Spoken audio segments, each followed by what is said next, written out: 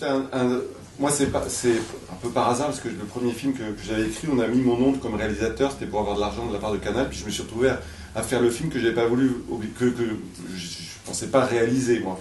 Il n'y a qu'un seul truc qui est quand même terrible, c'est que quand on est réalisateur, on a notre dose d'ego qui est tout à fait remplie, si j'ose dire, alors que quand vous êtes scénariste, vous n'existez pas. Mais regardez, c'est quand même un truc dingue, Francis Weber, qu'est-ce qui lui a pris de refaire L'Emmerdeur?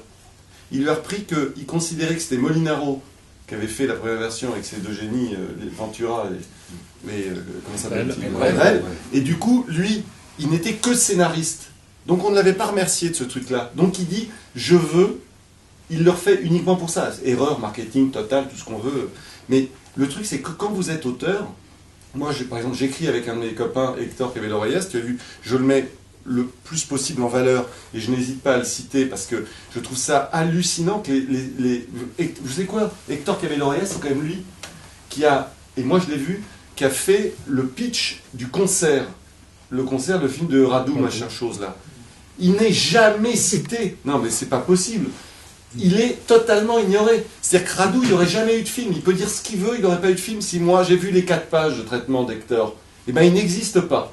Et il y a un truc qui est terrible, c'est qu'aux États-Unis, par exemple, là, pourquoi Lambert ne réalisera peut-être pas, c'est qu'on ne lui donnera pas de scénario, parce que si vous êtes auteur, vous avez deux choses, vous avez quand même votre dose d'ego, parce que vous n'êtes pas à la face, vous n'êtes pas devant, puis vous voulez de l'argent. Et on ne vous donne de l'argent que si vous êtes réalisateur, et vous avez un peu de... Vous voyez, je suis là, si j'étais juste auteur, je ne serais pas à cette place-là. Donc c'est quand même un vrai souci. Aux États-Unis, il y a 15 ans, est sorti le rapport Gasso, je ne sais pas si vous en souvenez. Aux États-Unis, on met 7% du budget pour l'écriture et le développement, sur des films en moyenne qui valent 25 millions de dollars, je prends une moyenne.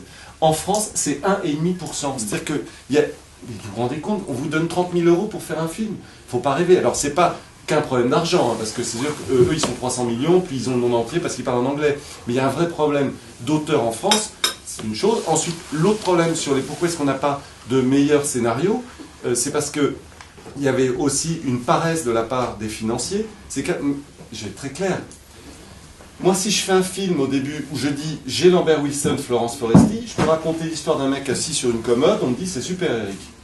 Et si tu peux avoir du jardin, c'est génial. Faut pas rêver. Parce que de temps en temps, vous ne posez pas la question quand vous voyez certains films, vous dites mais comment on peut tourner un truc comme ça? Il n'y a quand même pas un monde incroyable entre un script et un film. C'est quand même une autre phase d'écriture, le cinéma, mais vous pouvez pas... Si je vous donne... Mais prenons par exemple, pour parler de Weber, le dîner de cons.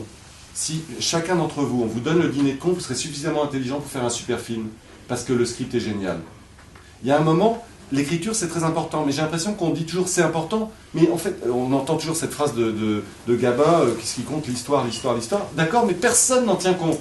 Parce qu'on continue à produire des choses qui ne sont pas écrites, parce qu'on ne paye pas assez les auteurs, parce que les auteurs ne sont pas valorisés. C'est un truc de ouf, quoi. Les auteurs, si vous voulez exister... Mais on va prendre un exemple très simple.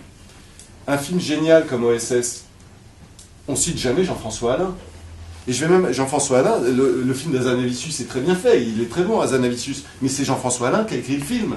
Il n'est jamais cité. Et je vais même aller plus loin, c'est que quand ils font OSS 2, qui est tourné au Brésil, Jean-François Alain dit, tiens, j'aimerais bien aller au Brésil, je peux venir sur le tournage.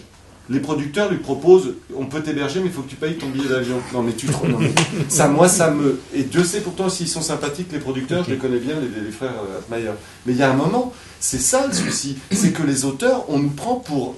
Mais c'est pas, on s'en fout de nous. C'est pour ça que j'aime les questions que vous avez posées. L'écriture, c'est un truc très important. C'est ça qui fait que le film est bon. Parce que si on écrit un truc nasbrock, vous pouvez prendre les plus grands comédiens, ça sert à rien. Moi qui aime la bouffe, c'est comme en cuisine. Si vous avez des produits de merde, vous ne ferez jamais de la bonne bouffe. Donc il faut, voilà, la base, c'est avoir des bons produits, quoi. Et puis ensuite, il faut bien les interpréter.